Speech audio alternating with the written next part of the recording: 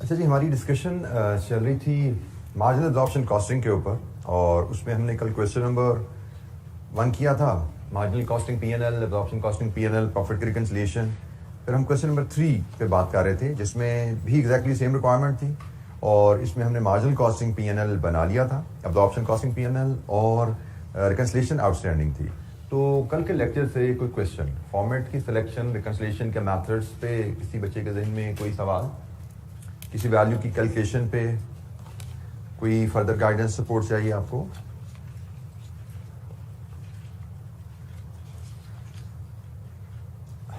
अच्छा, question number 3 को ही आगे लेके चलेंगे, जिसमें हमें डेटा तो वही है, 27,000 की नॉर्मल कैपेसिटी के साथ 24,000 की प्रोडक्शन, 22,000 की सेल, 2,000 का opening stock as a result of this 4,000 units का closing stock.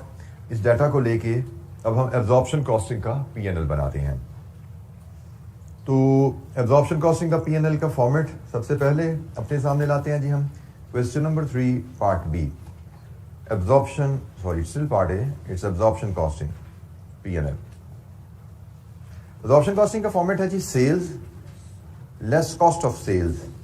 Cost of sales में opening stock add full production cost less closing stock, और इसमें अगर ओवर एब्जॉर्ब है तो लेस करें, अंडर एब्जॉर्ब है तो ऐड करें। Then we get to cost of sales, और फिर हमें मिलता है ग्रॉस प्रॉफिट, विच इज, जैसे हमेशा मैं प्रेजेंट कर देता हूं, ए माइनस बी होता है, और इसके बाद आप लेस कर दें इसमें से नॉन प्रोडक्शन कॉस्ट, क्योंकि कॉस्ट ऑफ सेल्स में हम सारी प्रोडक्शन कॉस्ट कवर कर लेते हैं, तो हमें नेट प्रॉफिट्स यहां से मिल जाते हैं।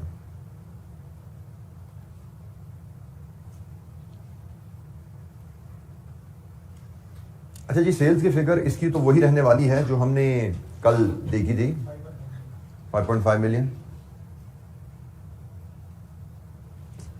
ओपनिंग स्टॉक 2,000 यूनिट्स हैं, और इनको हमें वैल्यू करना है फुल प्रोडक्शन कॉस्ट पे। उसके लिए हम वर्किंग 1 बनाते हैं। फुल प्रोडक्शन कॉस्ट हमारे पास ओपनिंग स्टॉक की क्या रही, तो ओपनिंग स्टॉक की फुल प्रोडक्शन कॉस्ट के लिए हमें जो ओपनिंग स्टॉक की फुल प्रोडक्शन कॉस्ट है, हमारा दिसंबर की प्रोडक्शन कॉस्ट, और दिसंबर की प्रोडक्शन कॉस्ट के लिए हमें जो इंफॉर्मेशन दी गई है वेरिएबल,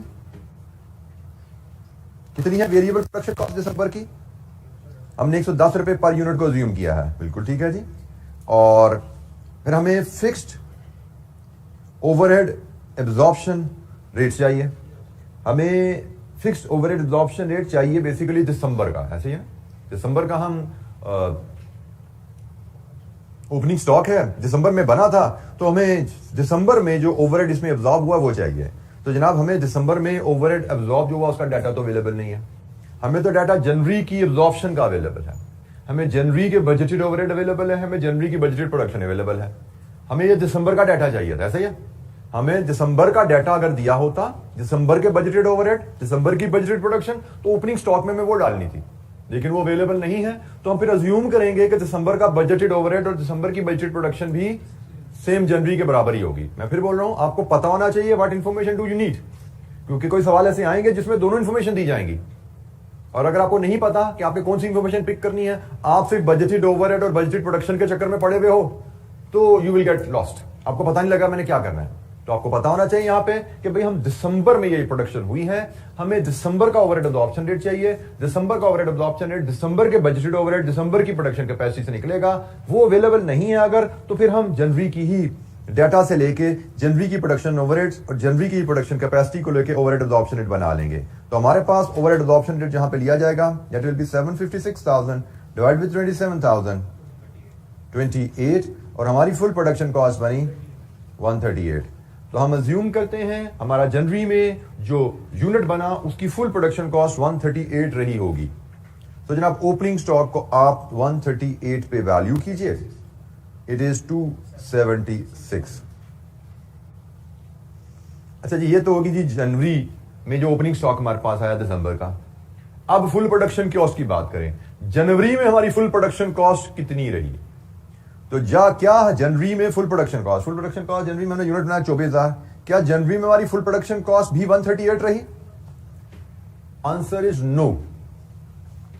जनवरी में हमारी वेरिएबल कॉस्ट इसमें 110 है, फिक्स कॉस्ट 28 है, सही है जी। तो फिक्स कॉस्ट तो अब्जॉर्ब भी हमने लेनी है, लेकिन वेरिएबल कॉस्ट यहां पे एक्चुअली जाती है, और 110 जो यहां पे है वो तो बजटेड है। एक्चुअल खर्चा वेरिएबल कॉस्ट का हमारा 1,20,000 ज्यादा है। ये हमारी, इसको आप इस तरह देखना चाहो या इसको प्रेजेंट करना चाहो, या अल्टरनेटिवली मैं आपको एक और अंदाज से भी इसको प्रेजेंट करवा के दिखा देता हूं। इसकी कैलकुलेशन अल्टरनेटिवली मैं दिखा देता हूं। अल्टरनेटिवली आप इसको ऐसे भी शो कर सकते हो, एक्चुअल वेरिएबल प्रोडक्शन कॉस्ट, और इसमें ऐड कर दें फिक्स्ड ओवरहेड एब्जॉर्ब्ड। तो एक्चुअल वेरिएबल प्रोडक्शन कॉस्ट आपकी है 24,000 इंटू 110 प्लस 1,20,000, और फिक्स्ड ओवरहेड एब्जॉर्ब्ड आपके हैं 24,000 इंटू 28, ऐसा ही है। 110 रुपए की वेरिएबल कॉस्ट प्लस 120,000 एक्चुअल और फिक्स्ड ओवरहेड 28 एब्जॉर्प्शन रेट। तो बताइए यहां से टोटल कॉस्ट इधर से क्या बन रही है? टोटल 332,000, ये आपकी टोटल कॉस्ट प्रोडक्शन कॉस्ट यहां से बन रही है। आप इसको ऐसे प्रेजेंट कर दो, या जैसे मैंने यहां पे एक लाइन में प्रेजेंट किया 3,432,000, एक ही बात है। आप इसको समझने के लिए देखना चाहो तो ऐसे देख लो, प्रेजेंट करना चाहो तो एफिशिएंट प्रेजेंटेशन एक लाइन में वहां पे हमारी कैलकुलेशन आ जाती है जी। कोई दिक्कत? चीजों को जितना बेहतर अंदाज में कॉन्सेप्चुअली आप एब्जॉर्ब करोगे, उतना अच्छा आप क्वेश्चन समझ पाते हो और उतना एफिशिएंट सॉल्यूशन आप डिजाइन कर पाते हो। Total production cost, full production cost क्या होती है? Actual variable cost plus fixed overhead absorb, ये होती है आपकी full production cost absorption costing PNL में। एक्चुअल वेरिएबल कॉस्ट 110 रुपए पर यूनिट बजट था, उससे 1,20,000 ज्यादा लग गया, और 28,000 हमारा एब्जॉर्प्शन रेट था। तो ये हमारी कॉस्ट यहां से ले लें, या एक स्ट्रोक में आप इसको ऐसे प्रेजेंट कर दें, एक ही बात है। यही वैल्यू आप यहां से कैलकुलेट करते हैं। इसके बाद बारी आती है जी क्लोजिंग स्टॉक की। तो क्लोजिंग स्टॉक जैसे हमने कल देखा था कि टोटल कॉस्ट हमारी आई ये जनाब 24,000 यूनिट्स की, तो ये हमारी कॉस्ट पर यूनिट आ गई फॉर द पीरियड प्रोडक्शन, क्योंकि FIFO है ना, तो FIFO में करंट प्रोडक्शन कॉस्ट पे वैल्यू होगा क्लोजिंग स्टॉक। और क्लोजिंग स्टॉक हमारा हमने कल डिटरमिन कर लिया था 4,000 यूनिट्स आ रहा है। तो जनाब कितनी है वैल्यू? 57,2,000। जनाब कोई सवाल?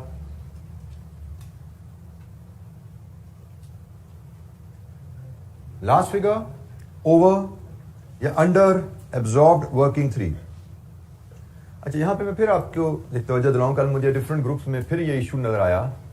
क्वेश्चन नंबर 2 मैंने आपको असाइनमेंट में कहा गया था, और अक्सर बच्चे मुझे पूछते नजर आए मुझसे कि जी यहाँ पे उस सवाल में उसने ओवर अंडर एब्जॉर्ब अजीब सा निकाला, मैं कोई मुझे बताएगा कैसे कैलकुलेट करना है?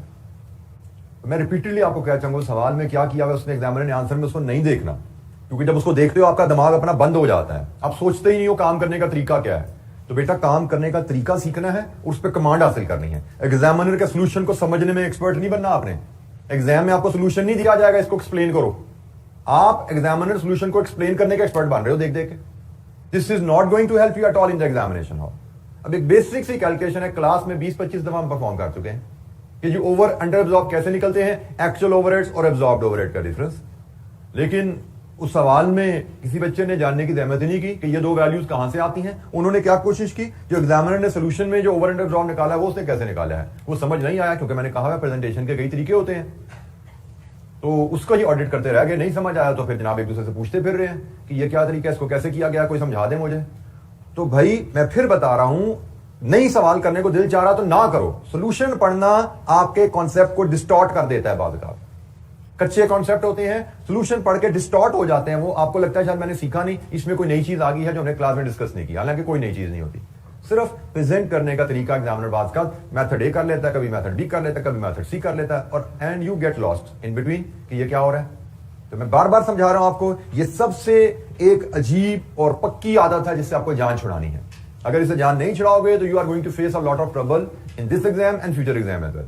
मैं फिर बोल रहा हूं, सवाल नहीं करने को दिल चाह रहा, कम करने को दिल चाह रहा, कम कर लो, लेकिन करो दिमाग इस्तेमाल करके। एग्जामिनर सोल्यूशन पढ़ के सवाल नहीं करना, ये कसम खा लो। थ्योरी में इट मे बी हेल्पफुल कि थ्योरी का सवाल है, आप सवाल पढ़ लो, उसका जवाब पढ़ लो, you may learn something, but not in numerical. Numerical में this is not going to help you. नुकसान ज्यादा हो जाता है बाद का. तो बहरहाल ओवर अंडर एब्जॉर्ब की एक सिंपल सी हमारी कैलकुलेशन होती है. हम वर्किंग 3 में एक्चुअल फिक्स्ड ओवरहेड्स को कंपेयर करते हैं एब्जॉर्ब्ड फिक्स्ड ओवरहेड से.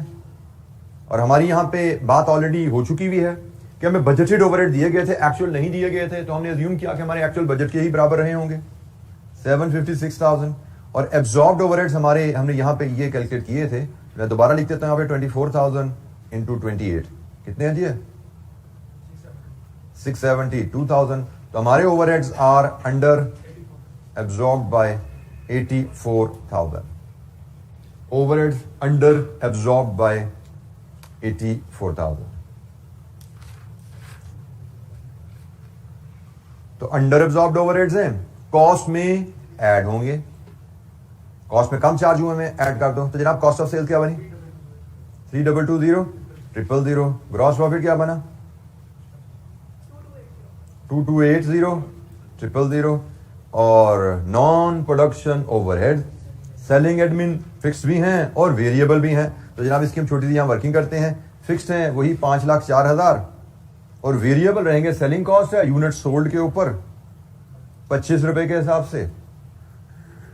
जनाब कितने बने नॉन प्रोडक्शन ओवरहेड्स? 1054 000. और यहां से लीजिए नेट प्रॉफिट 1226 000.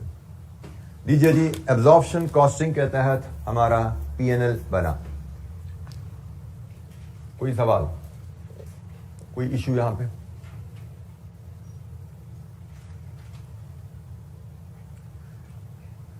अच्छा, एक चूंकि आपने बाल तो आना नहीं है, सोल्यूशन फिर देखते रहना है, और सोल्यूशन फिर देख के कहीं जाके परेशान हो जाओगे कि सर ने तो ओवर एब्जॉर्ब्ड ओवरहेड लेस करना है, अंडर एब्जॉर्ब्ड ऐड कराना है. कहीं पे सोल्यूशन में आपको नजर आएगा ओवर एब्जॉर्ब्ड ऐड हो रहा है और अंडर एब्जॉर्ब्ड लेस हो रहा है. तो आप उस पर परेशान हो जाओगे, पता नहीं सर ने सही बताया, एग्जामिनर ने सही लिखा है.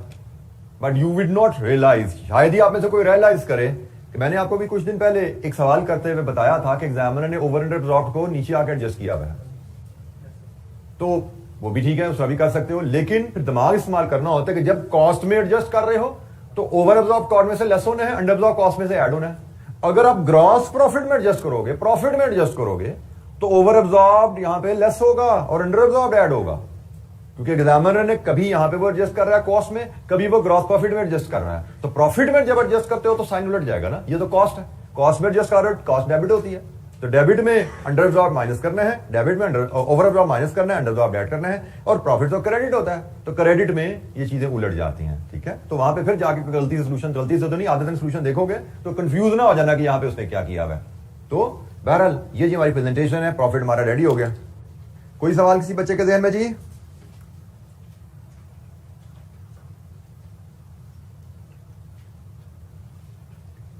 किसी भी सब्जेक्ट में कामयाब होने के लिए बेटा उसके जो बेसिक्स होते हैं, जो ड्रिल्स होती हैं, जो आप कह लें कि उनको ठीक करना बड़ा जरूरी होता है. इसमें बार बार मैं एम्फसाइज करता रहता हूं और मुझे बार बार आप लोग हिंट देते रहते हो कि you are not picking on the basic things. वो बहुत जरूरी है, आप अपनी आदतों को ठीक करो. मुश्किल होता है, सारी बात है, 12-13 साल से आपको 14 साल से पढ़ने की स्कूलों में आदतें पढ़ी हुई, पढ़ने का तरीका आपने सीखा हुआ है, उसे चेंज करना आपको मुश्किल लगता है. लेकिन take my word, CA profession में अगर आपने चलना है तो you have to change your reading study habits, pattern, methods बदलने की जरूरत है. और उसमें भी यहां पे भी इवन हर सब्जेक्ट की अप्रोच फर्क होती है. अकाउंटिंग पढ़नी है उसका कोई और तरीका होगा, कॉस्ट अकाउंटिंग, मैनेजमेंट अकाउंटिंग पढ़नी है उसका कोई और तरीका है, थ्योरी लॉ को समझना है उसका कोई और तरीका होगा, आगे ऑडिट जाके पढ़ोगे उसको समझने का, पेपर करने का तरीका कुछ डिफरेंट होगा. एक ही तरीका सीख के हर जगह नहीं लग जाएगा. हर सब्जेक्ट की वो उसके टीचर से अप्रोच सीखनी हुआ करेगी. मतलब I can coat an example of my student जिसने कोई एक सब्जेक्ट में एक मेथड सीखा था कैफ लेवल पे, फाइनल लेवल पे उसने कहा जी फाइनल लेवल का पेपर मैंने उसी मेथड से पास कर लेना, हो जाएगा. हालांकि सेम सब्जेक्ट था, कॉस्ट एंड मैनेजमेंट अकाउंटिंग था, बेसिक लेवल पे भी था, फाइनल में भी था. उसने कहा जी कॉस्ट में जो मैंने तरीका जिससे पास किया ना, कैफ लेवल पे पास किया, उसी लेवल से मैं फाइनल लेवल का भी वो मैनेजमेंट अकाउंटिंग पास करूंगा.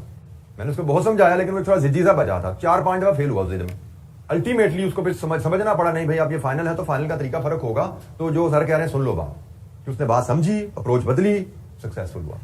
तो ये चीज बेटा ध्यान में रखिए कि सिर्फ पढ़ना काफी नहीं है, सही तरीके से पढ़ना, जिसको हम बार बार स्मार्ट स्टडी कहते हैं। स्मार्ट स्टडी यही है कि हर सब्जेक्ट को उसकी रिक्वायरमेंट के मुताबिक पढ़ना, उसके रिक्वायरमेंट के मुताबिक तैयार करना। This is smart study. मैं ये नहीं कहता कि जैसे मैं कॉस्ट पढ़ा रहा हूं अकाउंटिंग भी ऐसे ही पढ़ो भाई।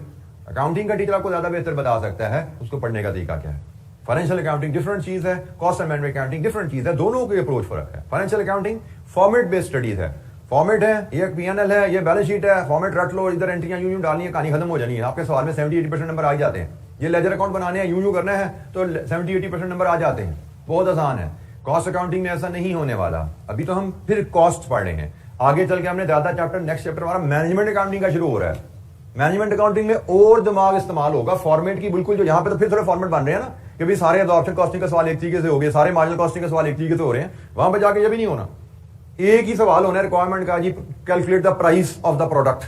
अब वो प्राइस कैलकुलेट करनी है, 5 सवाल है, 5 डिफरेंट तरीके हुआ करेंगे, कैलकुलेट प्राइस ही करनी, लेकिन सवाल का डाटा बदला करेगा, हमारी आंसर की कैलकुलेशन फॉर्मेट बदल जाया करेगा। तो अगर आप फॉर्मेट को रटने की तरफ चले, आपसे कुछ नहीं होने वाला वहां पे। तो मैं फिर बता रहा हूं, जो गाइडलाइन दी जाती है उनको फॉलो किया करें। सिर्फ पढ़ना काफी नहीं है, सही तरीके से ऑर्गेनाइज एंड डिसिप्लिन वे में पढ़ना, स्मार्ट स्टडी जिसको हम अक्सर कहते हैं, वो जरूरी है।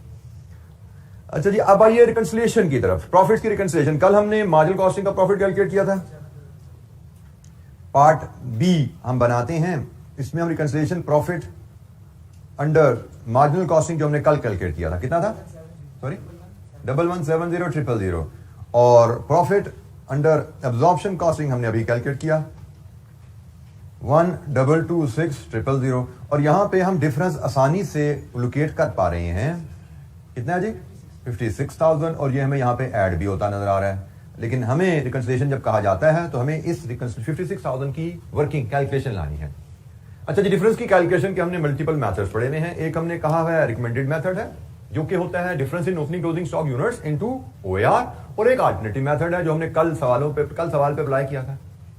तो यहां पे कौन सा मेथड लगेगा, रिकमेंडेड वाला या अल्टरनेटिव वाला? अल्टरनेटिव वाला। कैसे फैसला किया? क्या हमें opening closing stock units available नहीं है? Opening closing stock units available है। दूसरा मसला क्या होता है, ओएआर। तो क्या ओएआर यहां पे और यहां पे फर्क है? ओएआर यहां पे और यहां पे और यहां पे फर्क है? Answer is no.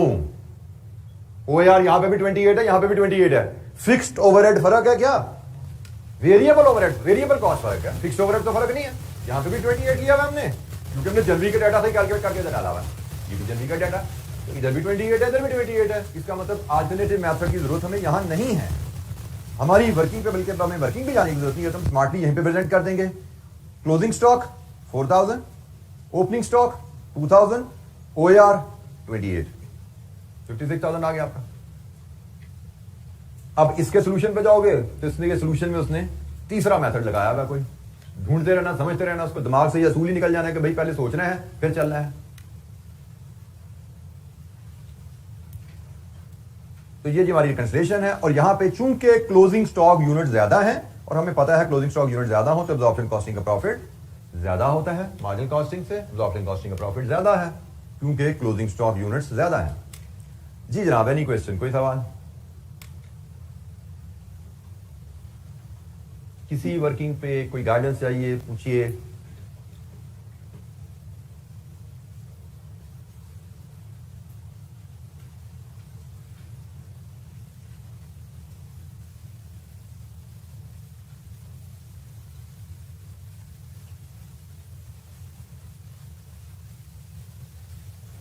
अच्छा जी, एक क्वेश्चन और हम देखते हैं।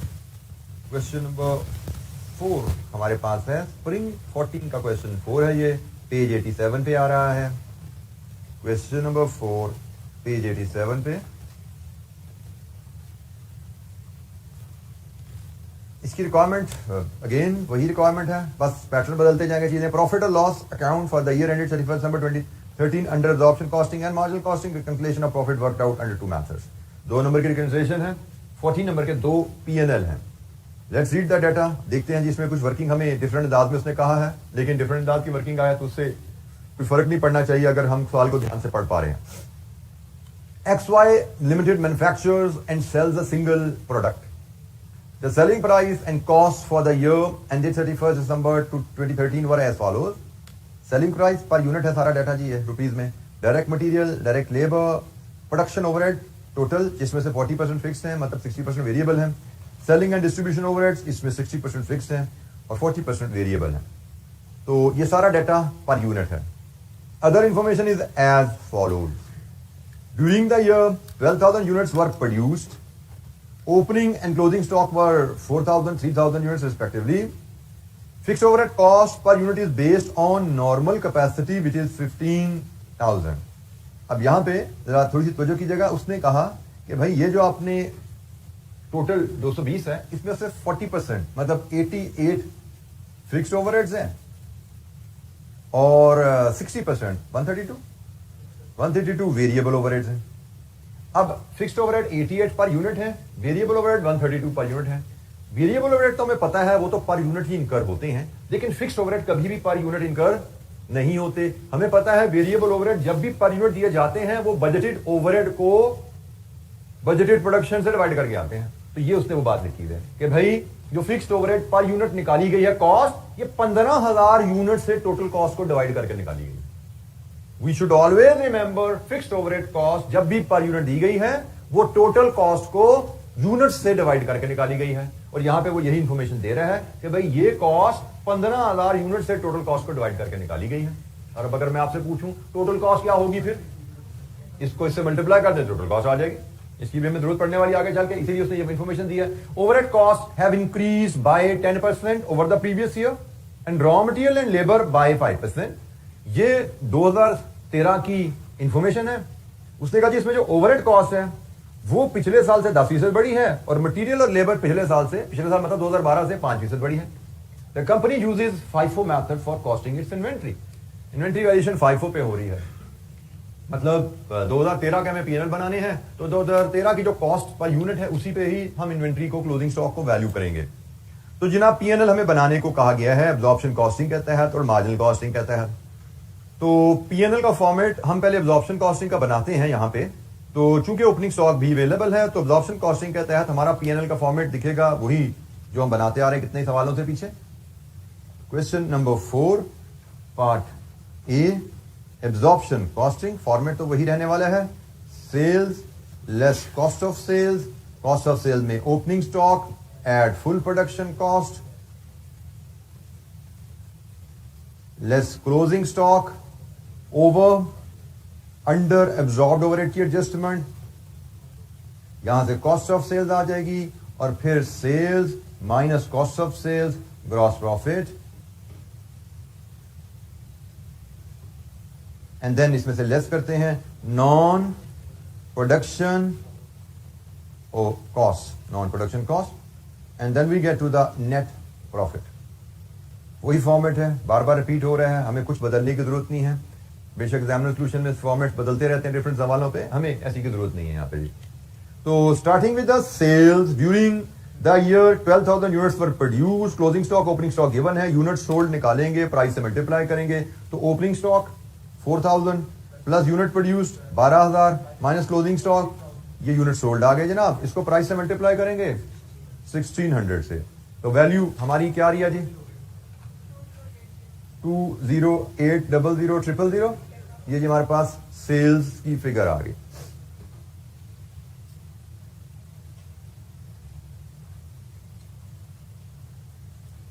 ओपनिंग स्टॉक यूनिट्स हमारे पास हैं 4,000, मल्टीप्लाई करना है कॉस्ट पर यूनिट से, full production cost per unit से। प्रोडक्शन यूनिट्स हमारे पास हैं 12,000, मल्टीप्लाई करना है कॉस्ट पर यूनिट से। क्लोजिंग स्टॉक के यूनिट्स हमारे पास हैं, मल्टीप्लाई करना है कॉस्ट पर यूनिट से। अच्छा जी, अब यहां पे प्रोडक्शन कॉस्ट 2013 का P&L बन रहा है ना, 2013 का P&L बन रहा है तो 2013 की प्रोडक्शन कॉस्ट सारा डाटा तो अवेलेबल है हमें। हम एक वर्किंग वन बनाते हैं सबसे पहले प्रोडक्शन कॉस्ट के लिए, ठीक है जी। प्रोडक्शन कॉस्ट का डाटा हमें गिवन है, हम 2013 की प्रोडक्शन कॉस्ट की वर्किंग बनाते हैं। प्रोडक्शन कॉस्ट का मुझे डाटा दिया गया है, उसने कहा जी डायरेक्ट मटेरियल है 630, डायरेक्ट लेबर है 189 और प्रोडक्शन ओवरहेड्स है। अच्छा, वैसे तो हम एब्जॉर्प्शन कॉस्टिंग में चल रहे हैं, एब्जॉर्प्शन कॉस्टिंग में तो हमें टोटल प्रोडक्शन ओवरहेड इसमें ऐड करने हैं, लेकिन हमने सवाल पढ़ा हुआ है, हमें पता है इस सवाल का जो अगला हिस्सा उसमें मार्जिनल कॉस्टिंग पीएनएल भी है। तो हम इस वर्किंग को दोनों पीएनएल के लिए यूजफुल बनाते हैं। हम इसमें पहले वेरिएबल प्रोडक्शन ओवरहेड्स लाते हैं जो कि बनते हैं 220 का 60%, 132, और यहां पे एक सब टोटल डाल देते हैं। वेरिएबल या इसको मार्जिनल कह लीजिए, वेरिएबल कह लीजिए या मार्जिनल प्रोडक्शन कॉस्ट कह लीजिए। कितनी है? 951। इसमें अब ऐड कर दीजिए फिक्स्ड प्रोडक्शन ओवरहेड्स जो कि 220 का 40% है, 88। तो जनाब ये आपको मिली full production cost per unit 1039। अब इसमें ये वैल्यू मार्जिनल कॉस्टिंग के पीएनएल में यूज हो जाएगी और ये वैल्यू एब्जॉर्प्शन कॉस्टिंग के पीएनएल में यूज हो जाएगी। यही फर्क होता है ना। तो हम एब्जॉर्प्शन कॉस्टिंग पीएनएल बना रहे हैं तो 1039। तो जनाब full production cost current period की 12,000 इंटू 1039 और क्लोजिंग स्टॉक फाइफो मेथड के तहत वैल्यू हो रहा है, ये भी 1039। तो जनाब ये दो वैल्यूज तो आ गई हमारे पास। 12,000 इंटू 1039 12,000 और क्लोजिंग स्टॉक 31,117,000। अच्छा जी, अब आइए ओपनिंग स्टॉक के ऊपर। ओपनिंग स्टॉक हमारा बना था 2012 में, ऐसे ही ओपनिंग स्टॉक बना था 2012 में। तो क्या 2012 में भी कॉस्ट यही थी जो 2013 में है?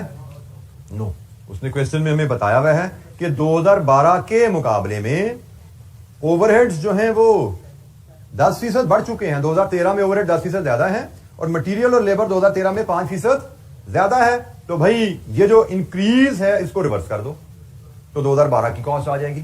अब तक कैसे रिवर्स करने हैं? मटेरियल की कॉस्ट 2012 की कितनी है? 2013 की कॉस्ट 12 की कॉस्ट से 5%, मटेरियल की कॉस्ट 5% ज्यादा है। मतलब ये 105 है तो हमें क्या चाहिए? 100। इसको 95% नहीं करना, dealing with percentages and proportion. हमें 2012 की कॉस्ट चाहिए, 12 की कॉस्ट के मुकाबले में ये 5% ज्यादा है। ये नहीं कहा कि 12 की कॉस्ट इससे 5% कम है, फर्क है दोनों में। कहा जाए जी 12 की कॉस्ट इससे 5% कम है तो इसका 95 लेना है, लेकिन कहा जाए ये 12 से 5% ज्यादा है तो ये 105 है, इसको हमने 100 पे ले जाना है। तो जनाब हम वर्किंग में अगर यहां पे इसकी साथ ही कर दूं तो 630 divided with 105 into 100, 600। Direct labour में भी 5% का ही मसला है, 189 ओवर 105 इंटू 100, 180। ओवरहेड में 10% का मसला है, 132 ओवर 110 इंटू 100, 120। लीजिए जी यहां पे 2012 की वेरिएबल कॉस्ट प्रोडक्शन कितनी बनी?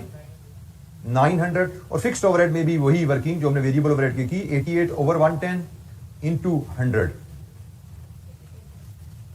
80, 980। ये फुल प्रोडक्शन कॉस्ट है। 2012 की फुल प्रोडक्शन कॉस्ट 980। जी जनाब, एनी क्वेश्चन, कोई सवाल?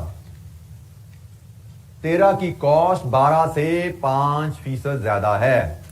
सो 12 में फीसद ऐड करके 13 की कॉस्ट आई है तो 12 को 100 लिया जाता है। 12 100 है, 13 105 है, 13 105 है तो 100 क्या हुई हमें ये जानना है। तो जनाब 980 पे हमारा ओपनिंग स्टॉक वैल्यू होगा 4000 यूनिट्स इंटू 980। ये भी वर्किंग वन से आई, कितनी वैल्यू बनी? 3920,000। अब हमें वर्किंग 2 ओवर अंडर एब्जॉर्ब की बनानी है। कोई सवाल यहां पे जी? ओवर अंडर एब्जॉर्ब की वर्किंग हमें बनानी है। वर्किंग 2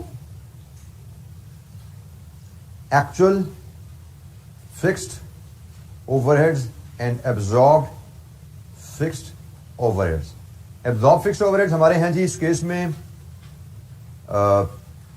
12,000 यूनिट्स बनाए हैं और 12,000 यूनिट्स में हमने 88 के हिसाब से 12,000 इंटू 88 के हिसाब से ओवरहेड एब्जॉर्ब किए। कितने बने? 1,560,000। और एक्चुअल फिक्स्ड ओवरहेड्स कितने हैं? एक्चुअल फिक्स्ड ओवरहेड क्वेश्चन में बताए गए हैं? नो, एक्चुअल फिक्स्ड ओवरहेड हमें नहीं बताए गए, लेकिन हम बजटेड फिक्स्ड ओवरहेड तो कैलकुलेट कर सकते हैं ना। 88 को 15,000 से तरफ देखें तो हम अज्यूम कर लेंगे एक्चुअल बजटेड के बराबर ही रहे होंगे। यही बात की थी ना हमने कल कि हमें एक्चुअल चाहिए, अगर एक्चुअल अवेलेबल होते उठा लेते, क्योंकि क्वेश्चन आपको आएंगे जिनमें एक्चुअल भी दिए जाएंगे, बजट भी दिए जाएंगे। मैं फिर बोल रहा हूं, याद रखना है आपको कहां पे एक्चुअल डाटा चाहिए, कहां पे बजट चाहिए। अब हमें ओवरहेड एब्जॉर्प्शन में एक्चुअल ओवरहेड चाहिए, वो अवेलेबल नहीं है, तो हम यहां से बजटेड ओवरहेड को ही एक्चुअल ओवरहेड अज्यूम करेंगे और लेकर चलेंगे। बजटेड ओवरहेड डिटरमिन करने के लिए उसमें तरीका बताया हुआ है। 15,000 यूनिट्स है इंटू 88, कितना जी? 1320,000। तो overheads are under absorbed by 264,000। Overheads are under absorbed. हमारा एक्चुअल खर्चा 13,20,000 हुआ। हमने प्रोडक्शन को 88 के हिसाब से 12,000 यूनिट्स को 1056 चार्ज किया। हमने प्रोडक्शन को कम चार्ज कर दिया, तो 264 हम यहां पे कॉस्ट ऑफ सेल्स में ऐड करेंगे। 264 कॉस्ट ऑफ सेल में ऐड करेंगे, तो बताइए यहां से कॉस्ट ऑफ सेल क्या बने? 135,000। फिर यहां से ग्रॉस प्रॉफिट क्या बना जी? 7265,000। जी, एनी क्वेश्चन, कोई सवाल?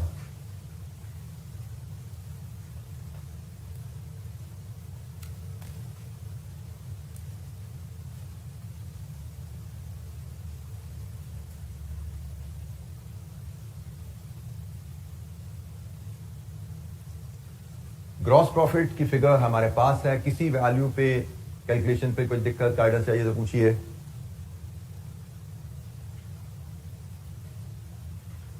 अच्छा जी, अब हमें नॉन प्रोडक्शन कॉस्ट पर बात करनी है। तो नॉन प्रोडक्शन कॉस्ट की तो एक ही फिगर यहां पे अवेलेबल है, सेलिंग एंड डिस्ट्रीब्यूशन ओवरहेड, जिसमें फिक्स भी है, जिसमें वेरिएबल भी है।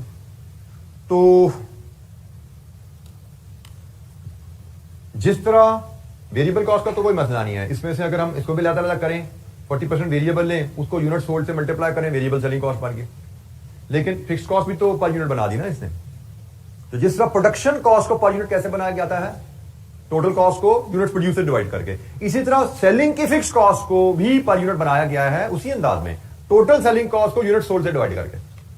तो हमें तो टोटल का चाहिए ना, तो टोटल कॉस्ट कैसे आएगी? पर यूनिट को यूनिट से मल्टीप्लाई कर दें। तो वेरिएबल कॉस्ट भी टोटल ऐसे ही आती है, per unit cost into unit sold, और यहां पे फिक्स कॉस्ट भी ऐसे ही निकलने वाली है, per unit into unit sold. तो हम बजाय इसके दो टुकड़ों में करें, हम इसको एक ही स्टेप में कर देते हैं। हम 165 को यूनिट सोल्ड 13,000 है जी, उनसे मल्टीप्लाई कर देते हैं। तो हम 165 रुपीज को 13,000 यूनिट सोल्ड से मल्टीप्लाई कर देते हैं। कितना जी? 2145,000 प्रॉफिट बताया आपने 512,000। लीजिए जी, ये हमारे पास नेट प्रॉफिट आ गया एब्जॉर्प्शन कॉस्टिंग के तहत। जी, एनी क्वेश्चन, कोई सवाल? अगर हमें फिक्स्ड सेलिंग कॉस्ट की फिगर अलहदा से दी जाती तो हम यहां से वेरिएबल कॉस्ट कैलकुलेट करते प्लस फिक्स कॉस्ट उसमें ऐड कर देते, जैसे हमने पिछले सवाल में किया था। 25 रुपए उसने कहा था पर यूनिट है वेरिएबल सेलिंग कॉस्ट, और 5,04,000 थी पिछले सवाल में फिक्स सेलिंग कॉस्ट। तो हमने वेरिएबल सेलिंग कॉस्ट को यूनिट सोल्ड से मल्टीप्लाई किया था और फिक्स सेलिंग कॉस्ट ऐड कर दी थी। अब यहां पे उसने फिक्स सेलिंग कॉस्ट की फिगर हमें अलहदा से दी ही नहीं है, उसने भी फिक्स सेलिंग कॉस्ट को पर यूनिट बना के दिया है। तो भी पर यूनिट दिया है, उसको तो फिर सेल से मल्टीप्लाई करना पड़ेगा ना हमें, उसको भी टोटल कॉस्ट निकालने के लिए। तो इसलिए हमने फिर लदा नहीं किया, हमने कहा वेरिएबल को भी सेल से मल्टीप्लाई करना है और फिक्स पर यूनिट है उसको भी सेल से ही मल्टीप्लाई करना है, तो इकट्ठा कर दो, फिर एक ही बात है। तो हमने इकट्ठा ही मल्टीप्लाई कर दिया। अदरवाइज जैसे हमने यहां पे किया था selling cost fixed plus variable, हम ऐसा करते हैं। जी जनाब, हमारा एब्जॉर्प्शन कॉस्टिंग का पीएनएल कंप्लीट हुआ। कोई सवाल?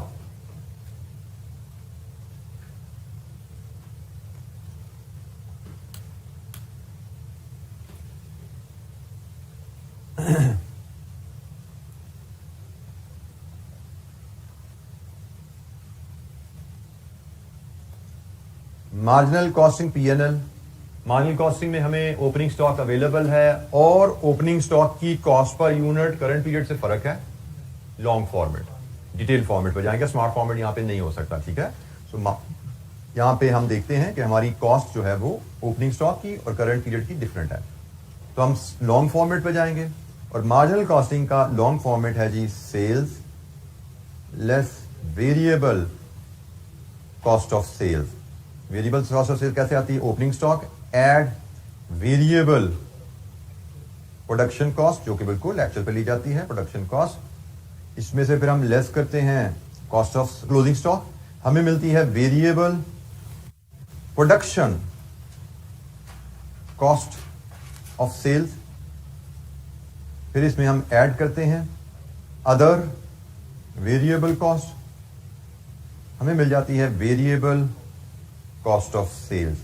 यहां से फिर ए और बी, ए माइनस बी, हम टोटल कंट्रीब्यूशन ले लेते हैं, हमें मिलता है जी यहां से A minus B total contribution. Total contribution में से हम लेस करते हैं टोटल फिक्स्ड कॉस्ट को, we get to the net profit.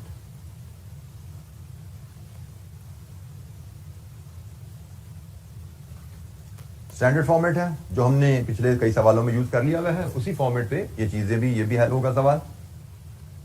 तो शुरू कीजिए जनाब। सेल्स की फिगर वो तो पीछे से आएगी, 20.8 मिलियन। डाटा हमारे पास ना काफी ज्यादा अवेलेबल है ऑलरेडी। अच्छा, इसके बाद ओपनिंग स्टॉक, ओपनिंग स्टॉक में कितने यूनिट्स हैं? 4000 यूनिट्स हैं। और ओपनिंग स्टॉक की कॉस्ट हमारे पास क्या है जी? मार्जिनल कॉस्टिंग के लिए 900, बिल्कुल ठीक है जी। 900 पे हमने वर्किंग वन से ये कॉस्ट ली जी, 360,000। वेरिएबल प्रोडक्शन कॉस्ट हमने यूनिट्स प्रोड्यूस किए हैं 12000, और करंट पीरियड की प्रोडक्शन कॉस्ट हमारे पास है जी मार्जिनल कॉस्टिंग के लिए 951। हम मार्जिनल कॉस्टिंग पीएनएल बना रहे हैं, मार्जिनल कॉस्टिंग के लिए करंट पीरियड की वेरिएबल प्रोडक्शन कॉस्ट 951 है। ये भी वर्किंग वन से आ गई। कितनी बनी? 000, 3.6 मिलियन जी। ये हमारे पास वेरिएबल प्रोडक्शन कॉस्ट ऐड होगी। इसके बाद क्लोजिंग स्टॉक हमारे पास 2000 यूनिट्स हैं। फाइफो मेथड के तहत वैल्यू कर रहे हैं तो क्लोजिंग स्टॉक भी 951 पे ही वैल्यू होगा। 3000 है जी, 3000 है जी। कितना बना जी? 2853,000। Variable production cost of sales 1215,900 जी। एनी क्वेश्चन, कोई सवाल? किसी वैल्यू की इंक्लूजन पे यहां पे कुछ बच्चे क्वेश्चन हो, कोई वैल्यू हमने क्यों ली? कोई सवाल?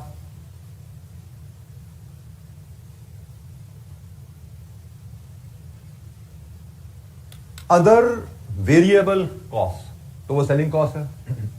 सेलिंग कॉस्ट है जी हमारी 165 का वेरिएबल कॉस्ट चाहिए ना 40%, और इसको मल्टीप्लाई करेंगे यूनिट सोल्ड से 13,000 सेलिंग कॉस्ट है। कितनी बनी? 385,000। लीजिए जी, सम कीजिए यहां से variable cost of sale, total contribution यहां से ले आइए जी 778,300। टोटल कंट्रीब्यूशन हमारे पास आ गया जी। फिक्स कॉस्ट की फिगर मुझे बताइए, टोटल फिक्स कॉस्ट निकालते देखते हैं जी कितनी सीख चुके हैं आप। टोटल फिक्स कॉस्ट की फिगर बताइए मुझे क्या आ रही है। हर स्टूडेंट कैलकुलेट करें।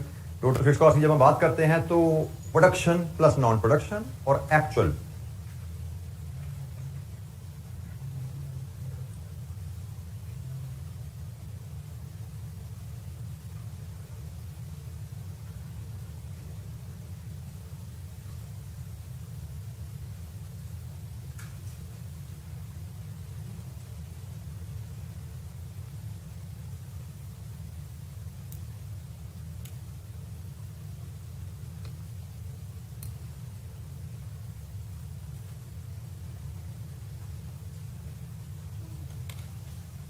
टू 607,000 वेरीफाई कीजिए फिगर। प्रॉफिट क्या था यहां से आपका? 5176,000। टोटल फिक्स कॉस्ट में आपकी एक प्रोडक्शन की कॉस्ट है, वो आपकी 15,000 इंटू 88 है, और एक सेलिंग कॉस्ट है जो कि 13,000 इंटू 165 का 60% है। ये है जी आपकी टोटल फिक्स कॉस्ट की वर्किंग। प्रोडक्शन की फिक्स कॉस्ट और सेलिंग की फिक्स कॉस्ट। प्रोडक्शन की फिक्स कॉस्ट प्रोडक्शन के यूनिट्स के हिसाब से निकाली, सेल्स की फिक्स कॉस्ट सेल्स के यूनिट्स के हिसाब से निकाली हमने। नेट प्रॉफिट हमारे पास आ गया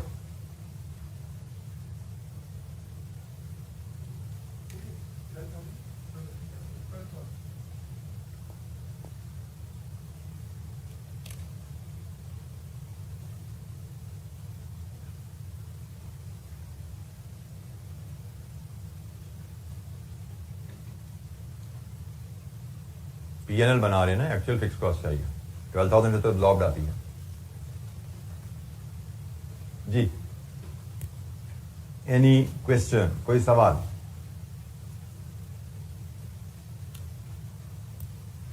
unit produced into OAR gives us overhead absorbed. अच्छा जी, net profit under marginal costing भी बन गया। अब है बारी रिकंसिलिएशन की, और पार्ट बी हमें प्रॉफिट अंडर एब्जॉर्प्शन कॉस्टिंग हमने डिटरमिन किया था 5120,000। हमने profit under marginal costing determine कर लिया 5176,000। डिफरेंस हमें यहां से नजर आ रहा है, कितना है? 56,000, और ये ऐड होता नजर आ रहा है। हमें इसको वर्किंग से बताना है। वर्किंग हम 1 2 कर चुके हैं, शायद वर्किंग 3 हमें करनी पड़ेगी। तो वर्किंग 3 से हमें ये फिगर 56,000 कैलकुलेट करनी है। तो ये डिफरेंस किस मेथड से कैलकुलेट होगा? ओपनिंग क्लोजिंग स्टॉक यूनिट्स तो अवेलेबल हैं, लेकिन ओपनिंग का ओएआर 80 है, क्लोजिंग का ओएआर 88 है। इसका मतलब अल्टरनेटिव मेथड से ये डिफरेंस हमें रिकंसाइल करना पड़ेगा। 2 ओएआर क्वेश्चन में इन्वॉल्व हो रहे हैं। यहां पे हमें ये नजर आ रहे हैं जी, फिक्स्ड ओवरहेड का एब्जॉर्प्शन रेट ओपनिंग स्टॉक में 80 है और करंट पीरियड का 88 है। ये ओएआर सेम होता है जैसे पिछले सवाल में था, तो हम difference in the units into OAR, एक स्टॉक में एडजस्टमेंट रिकंसाइल हो जाती है। बट यहां पे हमें वर्किंग 3 स्टेप जो हम करते हैं वो करनी पड़ेगी जनाब। तो 3 स्टेप वर्किंग कीजिए। Step number 1, step number 2, step number 3, final value मुझे वैल्यूज बताता है। स्टेप नंबर 1 में आप एब्जॉर्प्शन कॉस्टिंग का डिफरेंस लीजिए इन्वेंट्रीज का। स्टेप नंबर 2 में मार्जिनल कॉस्टिंग का डिफरेंस लीजिए, और स्टेप नंबर 3 में फिर डिफरेंस ऑफ द डिफरेंस ले लीजिए। तो एब्जॉर्प्शन कॉस्टिंग के तहत ओपनिंग स्टॉक क्लोजिंग स्टॉक की वैल्यूज में क्या डिफरेंस है? एब्जॉर्प्शन कॉस्टिंग के तहत ओपनिंग स्टॉक क्लोजिंग स्टॉक की वैल्यूज में क्या डिफरेंस है? ओपनिंग स्टॉक 3920 है, क्लोजिंग स्टॉक 3117,000 है। तो what is the difference? 803,000। Marginal costing के तहत ओपनिंग स्टॉक 3.6 मिलियन है और क्लोजिंग स्टॉक 2853 है। तो difference is 747,000 and the difference of the difference is 56,000। ये जी हमारा रिकंसाइल हो गया। रिकंसिलिएशन की कैलकुलेशन आ गई, डिफरेंस की कैलकुलेशन आ गई 56,000। और हम मजीद इस पे देख सकते हैं कि चूंकि क्लोजिंग स्टॉक यूनिट्स 3000 है, ओपनिंग स्टॉक यूनिट से कम है, तो जब closing stock units opening stock unit से कम होते हैं तो एब्जॉर्प्शन कॉस्टिंग प्रॉफिट कम होता है। एब्जॉर्प्शन कॉस्टिंग प्रॉफिट कम होता है, मार्जिनल कॉस्टिंग प्रॉफिट ज्यादा होता है। तो वो चीज भी हमें यहां पे नजर आ रही है जी जनाब। Any question? Marginal and absorption costing practice question हम देख रहे थे, कोई सवाल?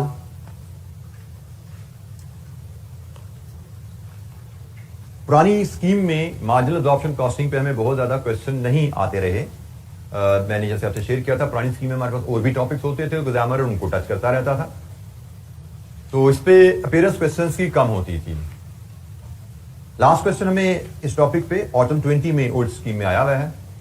नई स्कीम में भी हमने देखा था, मुझे याद पड़ता है कि शायद नई स्कीम में भी इस पे क्वेश्चन हमारा एज सच नहीं था, जो याद पड़ता है मुझे, नहीं था, इसमें था। और मैं एग्जैक्टली यही कहने वाला था कि पुरानी स्कीम में चूंकि वो टॉपिक से इसकी सिग्निफिकेंस कम थी, नई स्कीम में हमारी ये कि अहम टॉपिक रहेगा, इस पर सवाल आते रहेंगे। तो ये दोनों सवाल मैंने अभी टच नहीं किए, और बल्कि एक जो क्वेश्चन है समर स्प्रिंग 20 का, मैं वो भी अभी टच नहीं कर रहा उसको, बल्कि मैं आपको एडवाइस करूंगा क्वेश्चन नंबर 5 जो उसको आप होल्ड कीजिएगा, उसको हम आगे चल के जब हम हमारा एक चैप्टर है वेरिएंस एनालिसिस का, जब हम वो चैप्टर पढ़ लेंगे उसके बाद वो सवाल कीजिएगा, क्योंकि आपको पता होना चाहिए कि हमारे एग्जाम में अक्सर एक क्वेश्चन में, एक टॉपिक में दूसरे चैप्टर की टर्म्स आ जाती हैं। तो इस क्वेश्चन में कुछ अगले किसी टॉपिक की टर्म्स आ रही हैं, तो मुझे लगता है कि बजाय से कि इस स्टेज पे हम उस क्वेश्चन को छेड़ें और उन टर्म्स को अभी सीखने की कोशिश करें, तो इस क्वेश्चन को हम होल्ड कर लेते हैं अपनी सेकंड थर्ड रिवीजन के साथ। जब सेकंड रिवीजन करेंगे, थर्ड रिवीजन इस टॉपिक की करेंगे, तब भी आपके पास चलें कोई 1-2 क्वेश्चन अनसीन आपको मिल जाएंगे, तो इसको आप उस वक्त के लिए होल्ड कर लें। आगे भी चल के हमें किसी और चैप्टर में मार्जिनल ऑप्शन का क्वेश्चन कोई ना कोई नजर आ जाएगा, हमारे सामने आएंगे, बट रिलेटिवली ये स्ट्रेट फॉरवर्ड टॉपिक है। इसलिए इस पे हमारे पास 5 क्वेश्चन, और पहले आता भी ज्यादा नहीं था, इसलिए काम अवेलेबल है। 2 क्वेश्चन जैसे मैंने कहा, ये अभी हमारे पास 2 ये क्वेश्चन और एक क्वेश्चन नंबर 5 अवेलेबल है हमारे पास, जिसको भी मैंने टच नहीं किया। ये आपकी further revision, second third revision करेंगे, उसके बाद मजीद प्रैक्टिस के लिए आपको ये क्वेश्चन मजीद मिल जाएंगे। तो मार्जिनल ऑप्शन के टॉपिक पे जितने क्वेश्चन नोट्स में अवेलेबल हैं ये कर लेंगे, मोर देन सफिशिएंट होंगे। आपको बहुत ज्यादा R&D इस पे करने की जरूरत नहीं है। मैनेजमेंट अकाउंटिंग के टॉपिक हमारे आएंगे जिनमें हमें ज्यादा एक्सटेंसिव प्रैक्टिस की बात का जरूरत पड़ती है, और उन पे इंशाअल्लाह हमारे एजेंडे में, प्लान में भी काफी ज्यादा सवाल हैं। जैसे अभी अगला चैप्टर कल से इंशाअल्लाह हम शुरू करेंगे इन्वेंट्री मैनेजमेंट का। तो इन्वेंट्री मैनेजमेंट की अगर मैं बात करूं तो मेरे ख्याल में हमारे प्लान में उस चैप्टर से कोई 8 से 10 सवाल है पास पेपर के जो हमने डिस्कस करने हैं। हालांकि वो भी एक छोटा सा चैप्टर है, लेकिन चूंकि मैनेजमेंट अकाउंटिंग का चैप्टर है, डिसीजन मेकिंग का चैप्टर है, तो उस पर हम थोड़े ज्यादा सवाल पास में टेस्ट होते रहे हैं और हमारे पास ज्यादा ऑप्शन अवेलेबल हैं और सवाल भी बात का ट्रिकी हो जाते हैं, इसलिए हम अकॉर्डिंगली उसमें सवाल भी ज्यादा इंशाअल्लाह कर रहे होंगे। तो जहां पे ट्रिकी एरियाज आएंगे, will doing lot of practice question. जहां पे सिंपल एरिया हैं, पास में भी एग्जामिनर भी कम सवाल टच करता है, प्रैक्टिस में भी हम भी फिर उसको कम ही सवालों पे महदूद करते हैं अपनी प्रैक्टिस को। तो आज के लिए इतना ही जी। इंशाअल्लाह कल हम शुरू करेंगे नेक्स्ट चैप्टर की डिस्कशन। क्वेश्चन जो हमारी है इसको मैंने पेंडिंग कर दिया फिलहाल, और हमने यहां तक कंप्लीट कर लिया काम जी। असेसमेंट हमारी नेक्स्ट वीक ड्यू है, ऐसे ये टेस्ट हमारा इस वीक है। टेस्ट में हमारा सिलेबस रहेगा ये 2 चैप्टर जो हमने पढ़े हैं। इस वीक टेस्ट नहीं है, अच्छा सीधी असेसमेंट ही होनी है अब। चले जी, अच्छा हो गया, आपको टाइम मिल गया। तो असेसमेंट होनी है नेक्स्ट वीक, और यहां तक जो हमने पढ़ा है आज तक ये आपके सिलेबस में है। इन्वेंट्री मैनेजमेंट कल से हम शुरू करेंगे, वो आपके सिलेबस में असेसमेंट के नहीं रहेगा। ठीक है जी, थैंक यू वेरी मच, अस्सलाम वालेकुम।